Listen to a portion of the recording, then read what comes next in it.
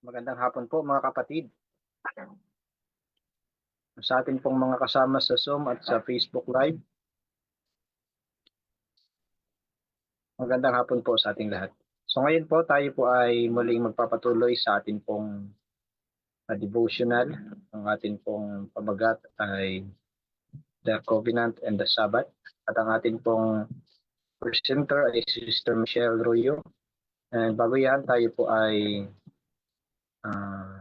mag-aawitan ng ating opening song and opening prayer po ng ating pong kapatid na kasama natin sa Zoom.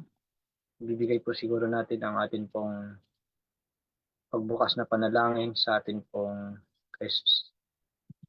mga kapatid kasi kay Sister Daniela ang ating pong opening prayer, and pagkatapos po niyan ay atin na pong makapakinggan ang ating kapatid na mangunguna sa atin, Sister Michelle, and kung mayroon pong mga karagdagan ng ating pong mga kasama sa Zoom ay maaari po sila magdagdag habang may oras pa, and closing song and closing prayer po ng ating speaker. Ito po yung pagkakasunod ng ating program sa gabing ito. So ngayon tayo po ay mag-aawitan ng ating opening song.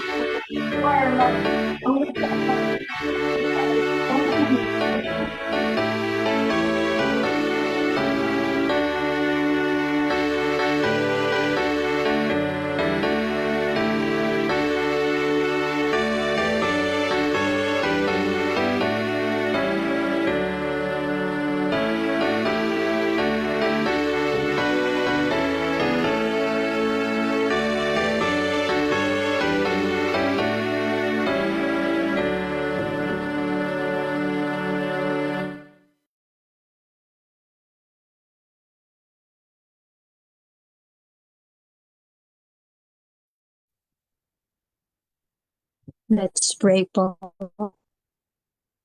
Dear God in Heaven, maraming salamat Panginoon sa buong araw na inyo po kami ginabayan at sa mga oras na ito kami po muli ay makakapag-aral ng inyong mga salita. Bigyan kami ng katalinuhan, lalong-lalo na ang inyong pong tagapagsalita na kanya pong itong maipaliwanag ng maayos at kami pong mga tagapakinig ay amin po itong maisabuhay. At patawad Panginoon sa lahat po namin nagawang kasalanan sa pangalan ni Jesus. Amen.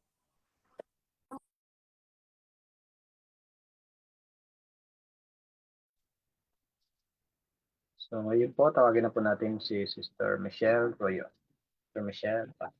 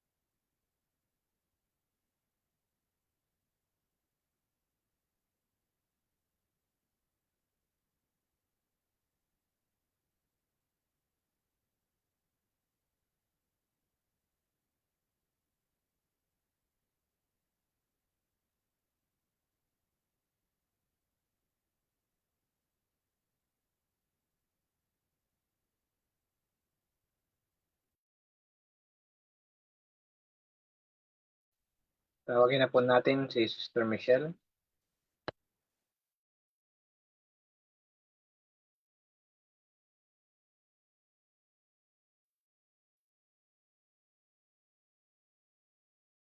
Wala pong boses.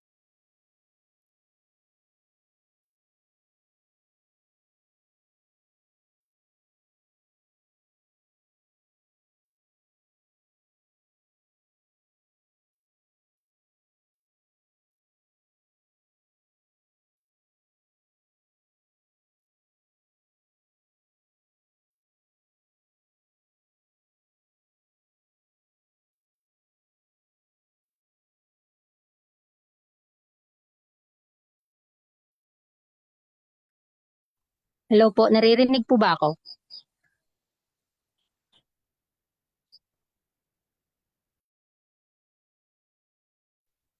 Naririnig si Sister Daniela. Si Sister Michelle walang boses.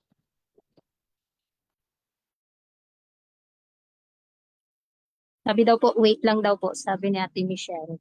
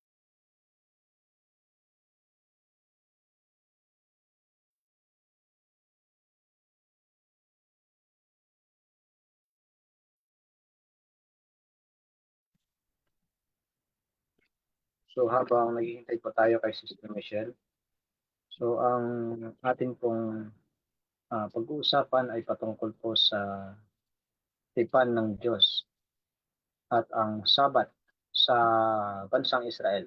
Ito po yung panahon na ang Israel ay galing sa pagkaalipin sa Egypt. Kaya specific po na ibinigay ito sa bansang Israel kasi ayon sa pangako ng Diyos kay Abraham, ito pong lahi niya ang magiging tanyag at magiging kilala. Ito yung bayang ito yung pipiliin ng Diyos na magiging bayan niya. Yung mga lahing, ito yung lahi Good ni Abraham. evening. Naririnig na po? Okay po. Okay na po? Opo, Hi, praise God. Okay. So, magandang gabi po sa ating lahat. And purihin at pasalamatan po natin ang Diyos for giving us this another opportunity po na mag-aral sa kanyang mga salita. And I thank God din po for this opportunity na maging mouthpiece niya po ngayong gabi. And I hope and pray po na sa biyaya at habag ng Diyos, maging sa kanya din pong pagpala sa atin ay nawa maintindihan po natin ang kanyang mga salita na nais niya pong ipabatid sa bawat isa sa atin sa gabi pong ito. So, tayo po ay magpapatuloy na. Ang pamagat po ng ating pag-aaral ay the Covenant and the Sabbath. So, ito po ay pagpapatuloy po ng ating daily evening devotional na mababasa po sa libro na God's Amazing Grace. So, nasa May 28 na po tayo and malapit na pong matapos ang May. And praise God kasi po His grace ay sufficient po na hanggang ngayon ay patuloy nating tinatamasa po ang kabutihan ng Diyos. So, to continue on po, ang pamagat po muli natin ay the Covenant and the Sabbath. So, sa pag-aaral po natin ngayong gabi ay mas lalo pong mabibigyan po ng kahalagahan ang Sabbath, no? As God's covenant to His people. So, gaano ba kahalaga na,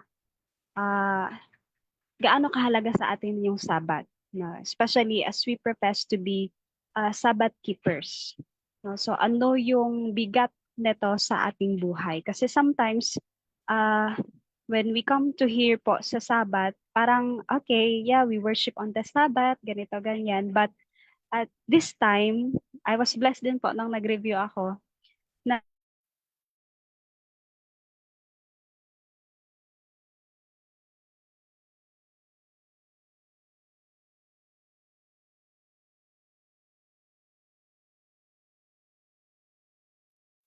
Ate Michelle, wala pong boses.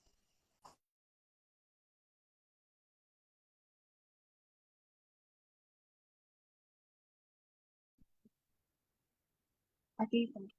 Umanon po kasi po nagkakulog dito kaya every time na nagkakulog nawawala yung signal sa wifi. But let's just pray na God will intervene so that the message po na ating kapapag-aralan ngayon ay patuloy po na maitapat po sa ating puso at isipan. Okay, so to start with, sa ating key text po ay matatagpuan po ito sa Exodus 31 verses 16 to 17. Sabi po dyan, wherefore the children of Israel shall keep the Sabbath, to observe the Sabbath throughout their generations, for a perpetual covenant. It is a sign between me and the children of Israel forever. So sa text pa lang po natin, makikita na natin ang pinakalayunin ng Sabbath. Sabbath is not just about sa pagpapahinga, no, about rest, but it speaks more than that. No? Kasi nga po, in observing and keeping the Sabbath, ito pala po ay patunay na we are children of God. No? Hindi lang the moment that we kept the Sabbath, but all throughout our lives. No? Kasi nga po, ito ay perpetual na covenant.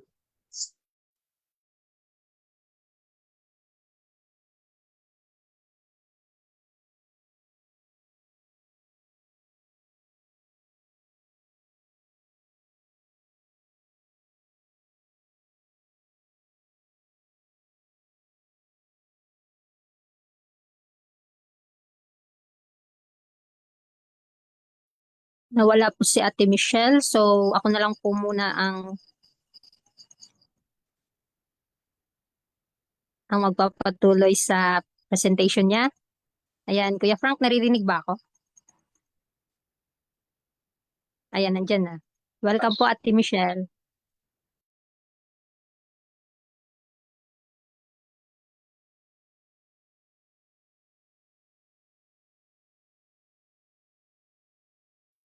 Ate Michelle, are you there? Okay po. Yes po. Am I heard? Yes po. Naririnig po ba? Okay, so let's continue on po. Sabi po sa unang paragraph, when the Lord delivered His people, Israel, from Egypt and committed them His law, He taught them that by the observance of the Sabbath, they were to be distinguished from idolaters. So makikita natin na God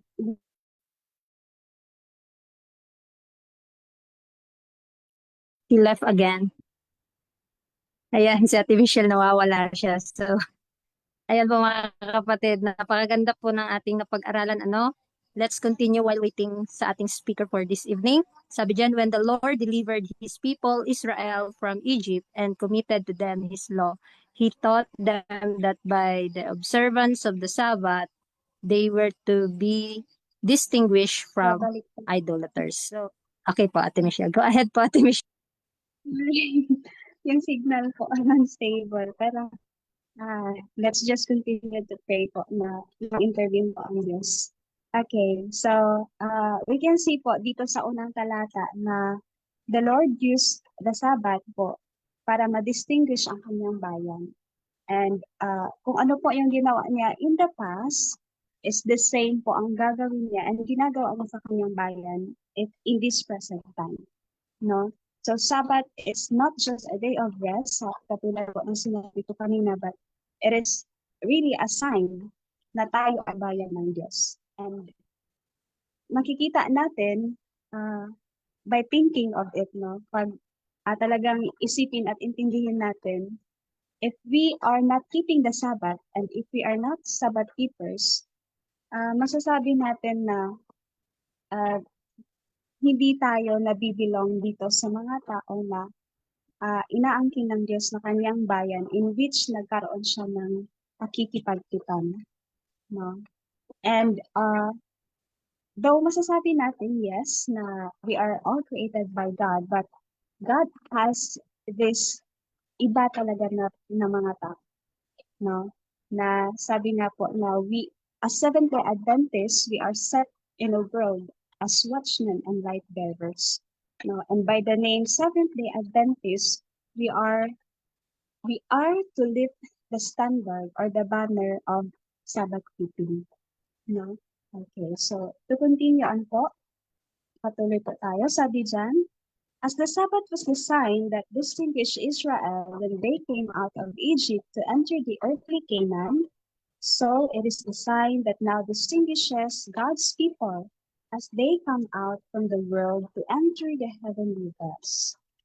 The Sabbath is a sign of a relationship existing between God and His people, a sign that they honor His law.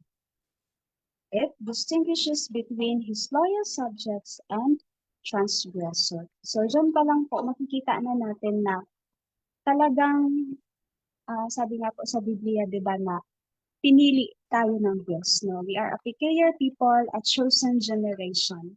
No? And one of God's way of choosing us, or isa sa ebidensya, no, or palatandaan na tayo ay, kumbaga, still, yeah, that's it. Selyo ng Diyos na tayo ay kanyang ipinalaga at pinili, no, is the Sabbath. No? And kung makikita po natin dyan, sabi nga po, the Sabbath is a sign of our relationship existing between God and His people. And we know na to be in a relationship with God, we are to know Him more. No? And when we come to know someone, syempre alam natin or aalamin natin ano yung mga layunin niya, ano yung mga gusto niya. No? And a preacher once said, heaven is relational. Hindi siya by profession. No? It means na it is something between our relationship with God. And yun nga po, makikita natin dito na the Sabbath is a way ng pakikipagrelasyon din natin sa Diyos. And it is not just a sign na we are in a relationship with Him, but it is also a sign that we honor Him. We honor His law. And it distinguishes us. No? Ito yung pagkakakilanlan kung sino yung mga nakatayo sa banner ng Diyos at sino yung mga hindi. Sino yung loyal subjects and sino yung transgressors. And by, matutunan po natin how deep pala po ang pag-profess natin or how important na maintindihan natin na we are Sabbath keepers, should be Sabbath keepers in spirit, not just in our names, no? Okay, let's continue on. Sabi po dyan, the Sabbath given to the world as the sign of God, as the Creator, is also the sign of Him as the Sanctifier. So ito po, napakaganda po niya, no? Kasi we all, sometimes, ang naiintindihan lang natin nga po, when it comes to Sabbath is, it is just like the day that God rested. No? But it is also a day po pala na magpapaalala sa atin na He was, or He is, and yeah, He is our Creator.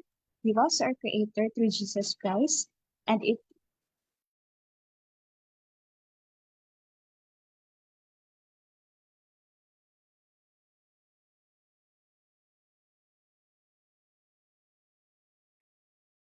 We can hear you again, ate.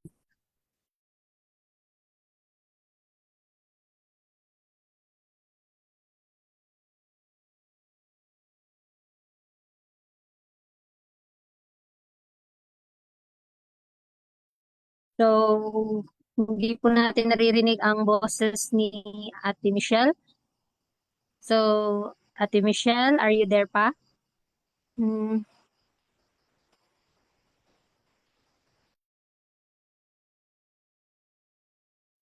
So, while waiting po ni Sister Michelle po, ayan, ipagpatuloy po natin yung kanyang discussion, mga kapatid, ano?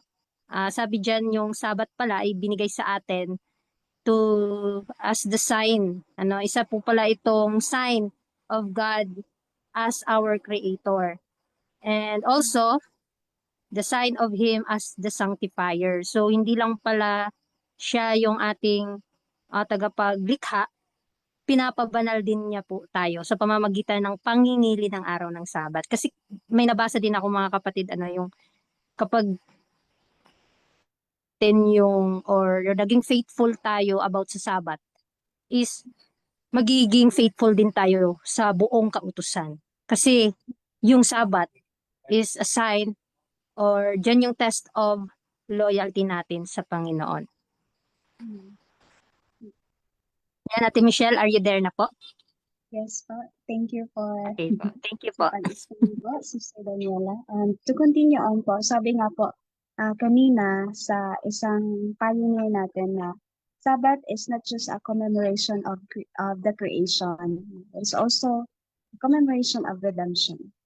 Kasi the moment na we were created, we were predestined sana po, di ba, for redemption. But we have the freedom of choice. Kaya nga po sabi is salvation is still a choice. No, but Sabbath is also a day na we are to remember redemption.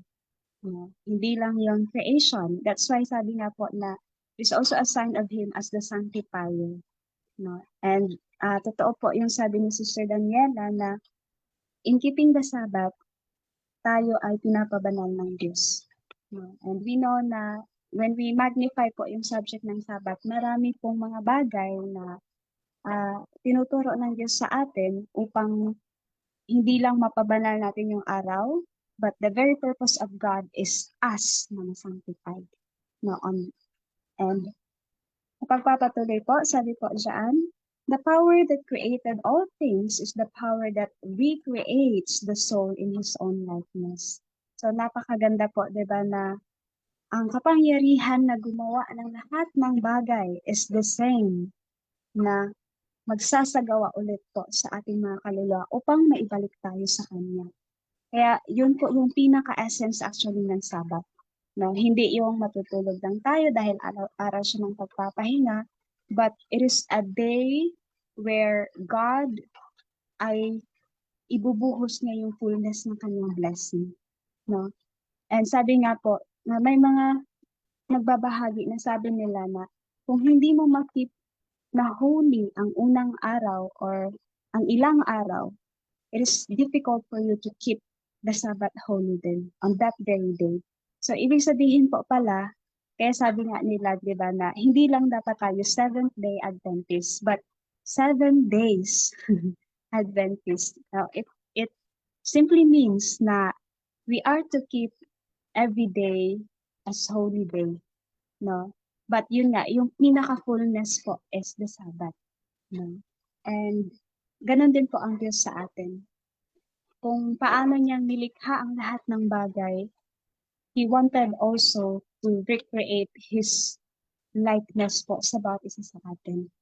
And one way of that recreation or recreating His restoring His own image in us is yung Sabbath.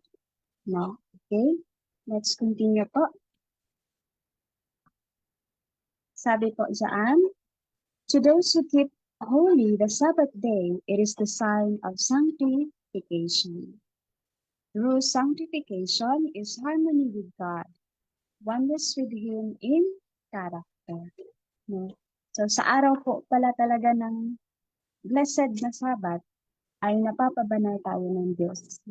Yun nga po, yung sabi ko kanina ay yun na yung pinaka-fullness. No? If by God's grace and by our cooperation we strive to keep the whole week or the 7 days as holy day, then matatanggap natin ang pinaka-fullness po na blessing on the very Sabbath day. And sabi nga po na ang totoong pagpapakabanal is harmony with God. No? Kasi nga po sabi doon sa sulat na holiness is wholeness. Yeah. Nagiging buo tayo sa Diyos. And holiness is living every word that proceeded out from the mouth of God. No? It only means na nabubuhay tayo according to the life that God wanted us to live. No? Kung nagnanais ang Diyos sa atin na mamuhay ng banal because He is holy, then we are experiencing through sanctification. No? It is oneness with Him in character. Hindi lang po sa ating mga napapag-aralan, but that in our very character, in our very lives, nagiging isa tayo sa Kanya. No? And that is holiness. No? Magiging isa tayo sa Diyos. And pag sinasabi natin kaisa tayo ng Diyos, syempre po, naroon yung pagiging katulad natin sa Kanya. No? And sabi po dyan, it is received through obedience to those principles that are the transcript of His character. So nababago tayo, napapabanal tayo by receiving and by living those transcript ng character ng Diyos, His law. And we know that everything also that were written po sa Kanyang mga salita is a reflection also of His character. No, hindi lang yung 10 Commandments, but the whole written po na word ng Diyos is a transcript of His character. No? And when we come to know God, yun na po na everyday kapag nagpapartake tayo sa Kanyang mga salita, nagiging slowly natatransform tayo na katulad niya. Kasi nga po, siya mismo yung pinapartake natin. No? And sabi po dyan, and the Sabbath is the sign of obedience. No? Ito yung, we know that in the last days, it is a battle between obedience and disobedience. No? It's a battle between our faith. No? Kasi when we have that faith, no, the faith of Jesus, it simply obeys. And ano yung sinabi ng Diyos na ito yun, then when we have that faith of Jesus po, na-obey natin, no? Because God is working in us. Kaya nga po, in the last days, alam po natin na ang huling labanan ay ang pangingilin po ng tunay na araw ng pagpapahinga. And when we come to observe the true Sabbath, we are also worshiping the true God, no? Kasi nga po, it is not just about the day, but it is also about who we are worshiping. Yun yung pinakalondo actually ng lahat. The day and the God that we are worshiping. Okay? And sabi po dyan, he who from the heart obeys the fourth commandment will obey the whole law. So take note po, sabi diyan, he who from the heart obeys the fourth commandment. So makikita po natin na obedience is not just ginagawa natin outwardly, but that it starts from deep within our hearts, our soul, no? Kasi when we are settled with our relationship with God, hindi mahirap ang pag-obey, no? And in the light po sa like sa earthly na relationship, if you love someone, you easily obey. And the same with God. When we deeply and truly love God, it is easy to obey Him. It is easy to follow kung ano yung gusto niya para sa atin. That's why obedience requires love din po. No? Kasi love just simply obeys. And if we love God, sabi nga po, diba sa Bible, if we love God, we are to keep His commandments. No? Yun yung palatandaan na love talaga natin siya. No? Kaya nga po, we obey from our hearts. No? And kung mula talaga sa kaibuturan ng ating mga kaluluwa, ang ating pagsunod, then magiging madali din sa atin na i-obey ang the whole law. No? And sabi nga po, He is sanctified through obedience. Kaya nga po, ang hinihingi actually talaga ng Diyos sa atin is just obedience. No? When we will go back po doon sa story ng Garden of Eden, diba, na-test yung loyalty nila sa Diyos. Na-test yung obedience nila sa Diyos. And there is this commentary na nagsasabi po na kung sa time nila Adam and Eve, yung tree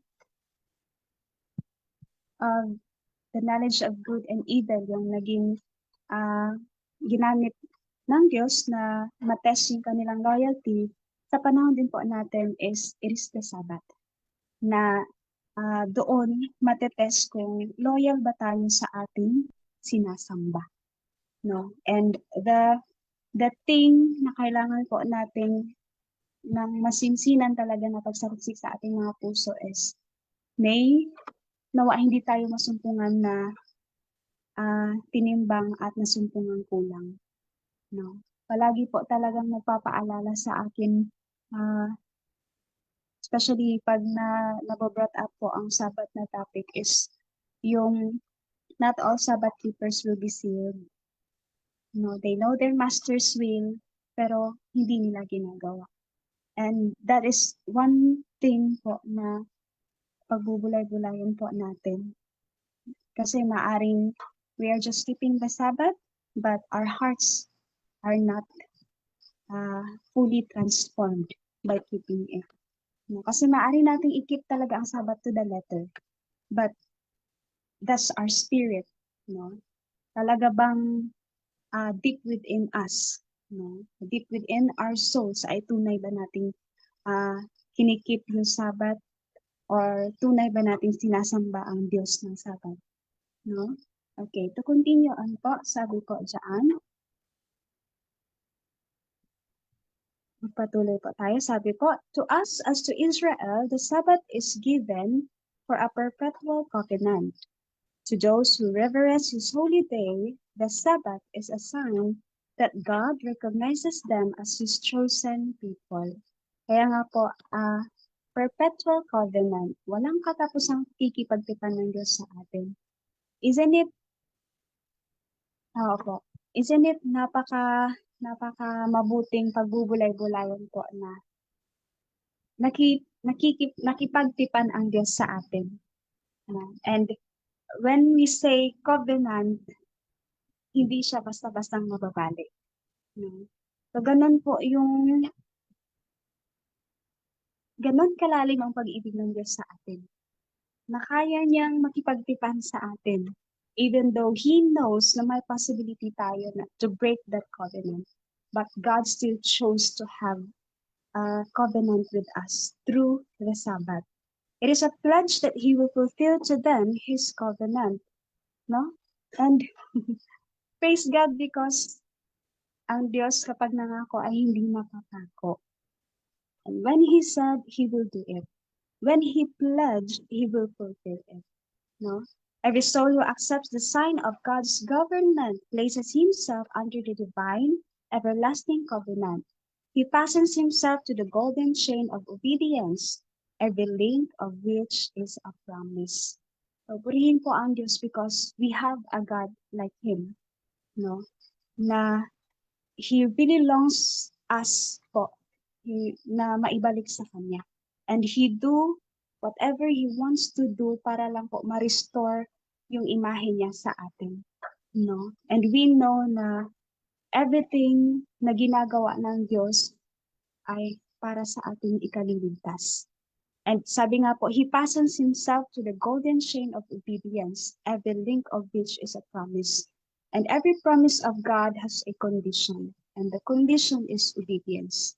Whatever He said, whatever He promised, if we obey, no, if we obey His word, ay marireceive po natin ang fullness ng blessing ng promise po ng Diyos.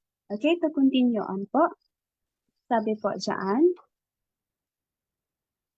the fourth commandment alone of all the 10 contains the seal of the great lawgiver, the creator of the heavens and the earth. Those who obey this commandment take upon themselves His name, and all the blessings it involves are theirs. No? Yun nga po. When we keep the Sabbath holy as it is holy, we are bearing the name of God. No? We are tumatayo tayo bilang bayan niya po talaga. Especially if we keep it to the Spirit, not just to the letter. And every blessings that God has promised to His people in obedience to His law ay matatanggap po na kanyang bayan. Okay? Magpatuloy po tayo. Sabi po dyan. Next slide po. Okay. Sabi po dyan, the Sabbath has lost none of its meaning. It is still a sign between God and His people, and it will be so forever. Mananatili ang Sabbath till eternity. Kasi nga po, even from the beginning, sa heaven pa lang po, ay na-establish na po, di ba, ang kautusan ng Diyos. And Sabbath is one of His kautusan. No? It is the most important po na kautusan ng Diyos. No? And sabi nga po, the Sabbath has lost none of its meaning. It is still a sign between God and His people. And it will be so forever. Kung paano po nakipagtipan ang Diyos sa kanyang bayan from the very beginning that He chose them to be His people, ay ganun din po sa atin as we profess to be His people living in these last days. No? And alalahanin po natin palagi na in the last great conflict po ng mundo, it will be between obedience and disobedience. No? Obedience to the law of God, especially the Sabbath, or disobedience to His law. And when we come to obey the Sabbath, we are also obeying the Lord of the Sabbath. And sabi nga po, ito ay walang hanggang pakikipagsipan niya sa atin. No? And I do hope and pray po no, na patuloy tayong gabayan po ng Diyos, especially na we are living in these last days where the Sabbath of the Lord ay unti-unti pong inaapakan. No? And we were called by God as Esther in these last days na itayo po ulit ang banner po ng araw po ng Sabbath. No? Because we are just not raising the banner of the day of the Sabbath, but the very Lord of the Sabbath. Yun po yung itinatayo natin kung tayo din po ay tatayo talaga po sa araw ng Sabbath. And sa maiksi po nating pag-aaral, I hope and pray na may natutunan po ang bawat isa sa atin. Hindi man ako able po siguro na na-deliver po lahat ng ating thought ng pag-aaral, but I hope na may nanatili po sa bawat isa sa atin, especially po ang very essence po ng Sabbath. And yun lamang po, kung may mga maidagdag pa po kayo, then you can freely share your thoughts. And as for me, yun lamang po ang maibahagi ko po ngayong gabi. Blessed day po sa ating lahat.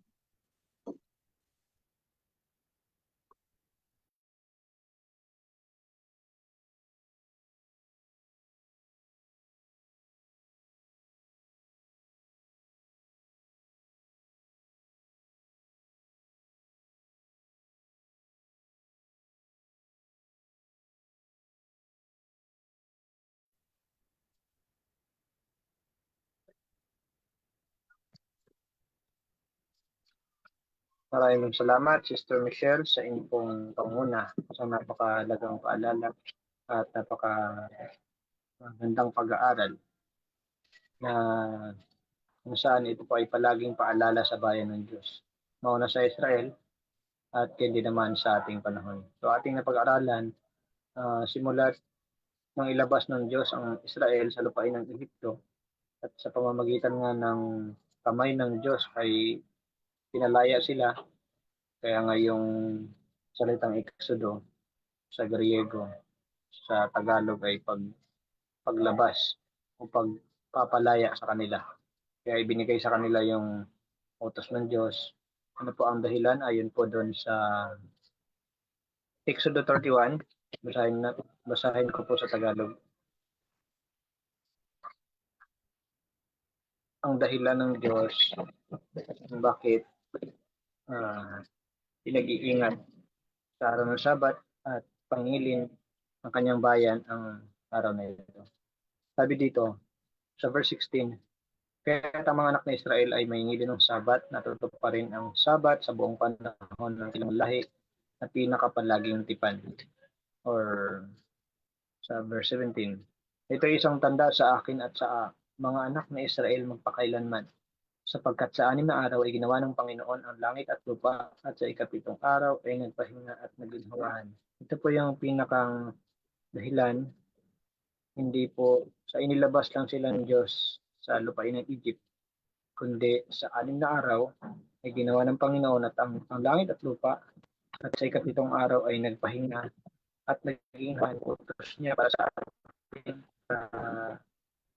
maiba o makilala ng ibang mga nasa taga-bansa na sumasamba sa Diyos-Diyosan ang kanyang bayan pamamagitan ng pag-observe sa araw ng Sabat. At ito po yung pinakang tipan ng Diyos sa kanila. No? At sa pagpapatuloy nga natin bilang 70 Adventist na nangingili ng araw ng Sabat, yung Sabat ay parang mini-exodo sa atin na nagsasabi na hindi tayo alipin ng trabaho, ng mundo, ng kasalanan at tayo po ay sasamba sa harapan ng Diyos upang salubungin siya at kilalanin siya na siya yung ating kinikilalang Diyos at tayo yung kanyang bayan. Isa po dito sa langgit ni Sister Kel kanina sa paragraph 4. Sabi dito, to those who reverence His holy day, the Sabbath is a sign that recognizes them as His chosen people. So, yun lang po pala yung nag-iingat, gumagalang sa kanyang banal na araw. Ang Sabat ay magiging tanda sa kanila. Ito po yung kinikilala ng Diyos na kanyang piniling bayan. It is not about legalism na palagi lang tayo magsasabat. Kundi kung paano natin ito po yung nais ng Diyos sa atin. Marami pong sinulat sa atin ng ating pong propetista. At sa araw ng Sabat nga na ito, ipinapakilala sa atin ipinapakilala dito yung 3 elemento. Unang-una yung name, title, and territory. Yung name po ay yung Panginoon nating Diyos, the Lord thy God, at yung title ay ito. Kasi ito lang ang nabanggit dito na sa loob ng 10 utos ito lang yung mayroong tanda. Ito yung mayroong silyo na siya yung creator. At kung tayo susunod doon, tayo po ay tatanggap na maraming pagpapala. At yung territory nga, yung langit at ang lupa, kaya sa huling panahon ng panawagan, ay magsisamba tayo sa gumawa ng langit at ang lupa, at ang dagat at ang lahat ng mga bukal ng tubig. Sabi sa atin, dahil nga ang dahilan kung bakit tayo pinapakit sa Sabat, dahil hindi dahil inilabas ang Israel sa Ehipto, kundi dahil ginawa ng Diyos ang lahat ng bagay sa 6 na araw at nagpahinga siya sa ikapitong araw na ginawahan, pinasbasan niya ito, nangilin siya sa araw na ito at ito yung pinapasunod niya sa atin. Ang Sabat ay hindi pabigat sa atin, kundi ito po ay blessing. At hindi ito nababago. Kung ano noon yung meaning niya, ito pa rin yung meaning niya. At kung ano yung tanda ng Diyos sa kanyang bayan ng una, ito rin yung tanda ng Diyos hanggang sa kahuli-hulihang lahi ng tao. Ito po yung ano rin, kung mapapansin natin yung Hebrews 4:9. Sa original niya kasi ito ay Sabbatismos. Ito po yung kapahingahang Sabat pagdating ng panahon na magbabakasyon yung bayan ng Diyos doon sa langit o yung 1,000 taon. So sana po ay marami tayong natutunan sa ating pag-aaral. I think mayroon pa pong mga kapatid na gustong magdagdag.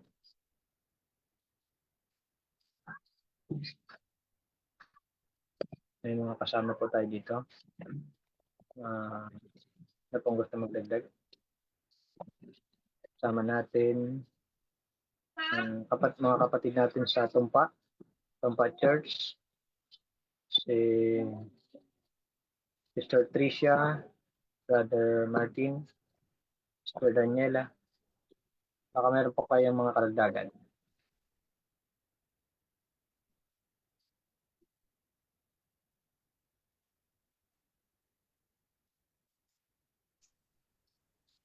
Good evening, Brother Rob here.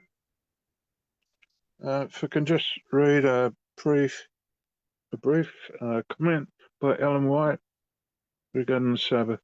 The Sabbath is a sign of loyalty to the true God.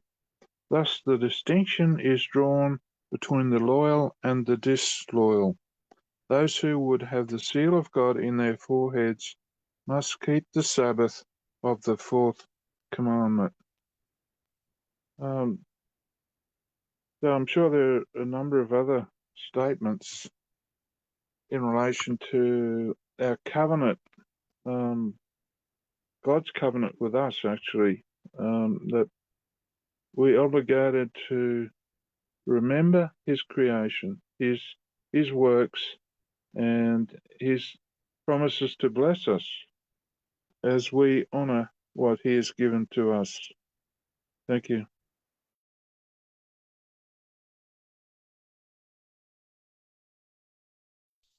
Thank you, Brother Rob.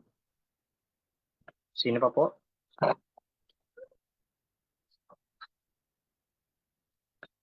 Sino pa po? Mayroong karagdagan. Si Sister Michelle, baka mayroon pong huling sasabihin.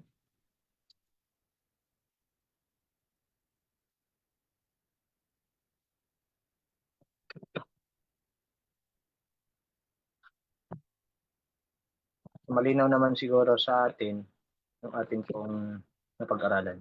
So sa mga nabasa natin, sa mga narinig natin, pinapakita sa atin na hanggang sa panahong ito, yung araw ng Sabat ay kinakailangan nating ingatang banal.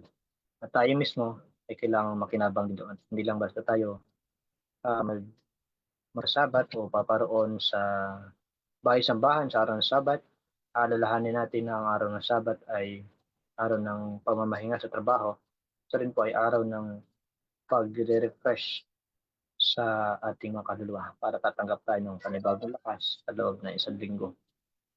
So marami po ang blessing na ipinangako ng Diyos sa araw ng Sabat. So sana po nagiging malinaw natin. So, kung wala na po tayong mga karagdagan sa ating pong mga kasama,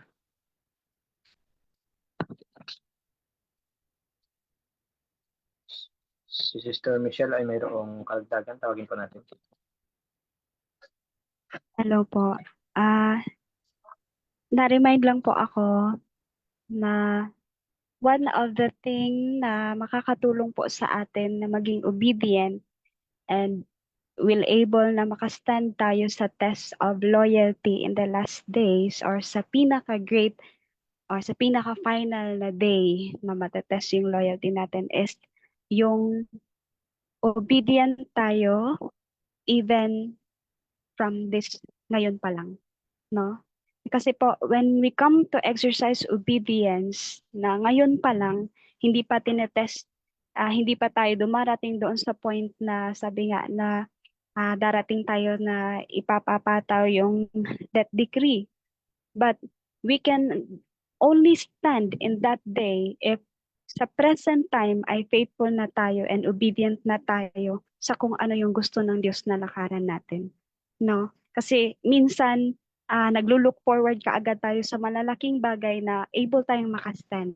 But how about doon sa mga small things, sa mga small obedience na nire-require ng Diyos sa atin? So we can only obey those great things, we can only stand in those great tests of loyalty na darating if we are obedient ngayon pa lang. Even sa mga small things na ninanais ng Diyos sa atin na mag-obey po tayo. So, yun lang po.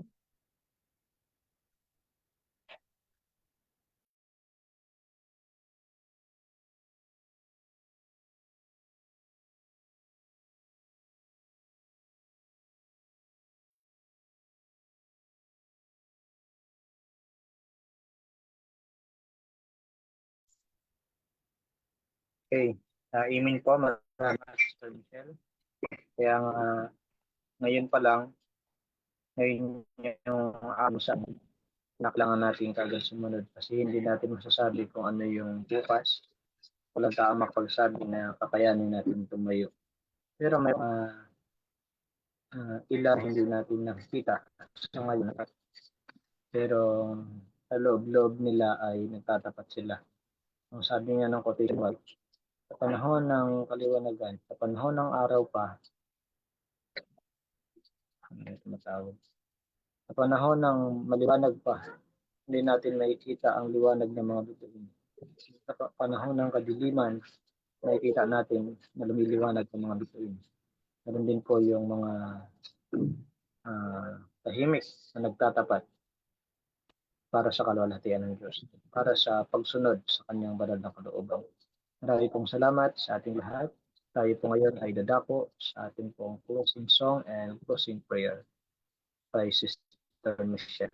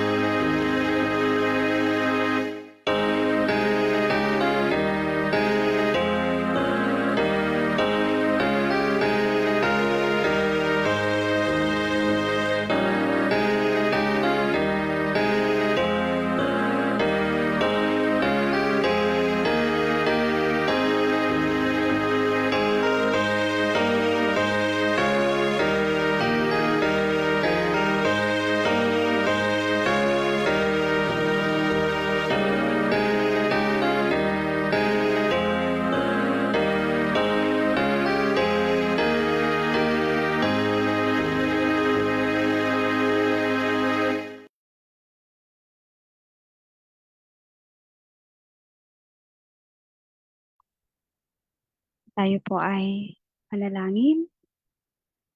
Our Heavenly Father, maraming salamat po sa inyong mga salita na siyang naging pagkain po ng aming kaluluwa sa gabi pong ito.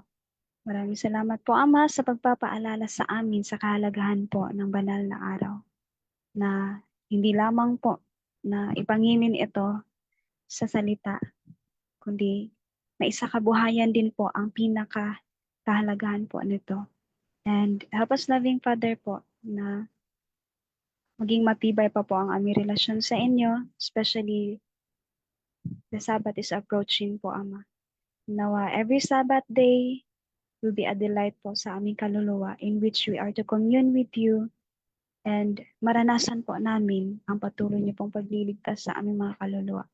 And we humbly ask also for forgiveness, loving Father, sa lahat po naming pagkakasala sa puso, sa isipan, maging sa mga bagay po na lihim man o hayag sa bawat isa po. Ngunit batid niyo po ang aming mga kaluluwa. Patuloy po kami na dalisayin at linisin nang sa ganun po, Ama, ang pagpapala po ng langit ay handa po namin matanggap. At sa gabi pong ito, sa amin pong pangsamantalang pagpapahinga, nawa po patuloy pong igawad sa aming mga tahanan, sa aming mga mahal sa buhay, ang pag-iingat. At gisingin niyo po kami sa umaga na patuloy pa rin po na maglilingkod ng may kagalakan at may kabanalan po sa inyo. Maraming salamat po, Ama. Nawa ang inyong mga salita ay magbunga po sa aming mga buhay. This we pray through Christ's sweet name. Amen.